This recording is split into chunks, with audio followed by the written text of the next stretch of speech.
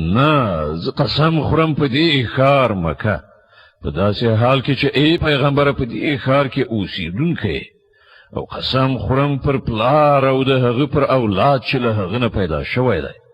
په حقیقت کې موږ انسان پر رنځ او ستونزه کې پیدا کړی دی آیا هغه دا انګیري چې پر هغه باندې به هیڅوک برلاس کېدی نشي او په ویاړ سره وایي چې ما په پنډونو مال برباد کړ آیا هغه انګیرلی ده چې چا هغه ونه لیده آیا موږ هغه ته دوه سترګې یوه ژبه او دوه شونډې نه دي ورکړي او دوه څرګندې لارې مو هغه ته ونه ښودلې مګر هغه د رنځ او ستونزې په زغملو سره له سختې لارې څخه د تېرېدو همت ونه کړ او ته څه پوهېږې چې هغه سخته لاره څه ده دغه لاره د چا غاړه له غلامۍ نه ازادول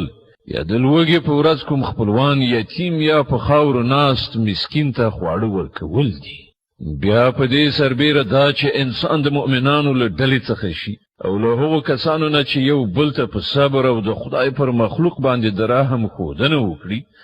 دا خلک دي د خیال خاوندان او هغو چې زمونږ د آیاتونو له منلو نه انکار کړی دی هغوی د کیڼ اړخ خاوندان دي پر هغو به داسې اور خورېدونکی وي چې ټولې دروازې تړلې دي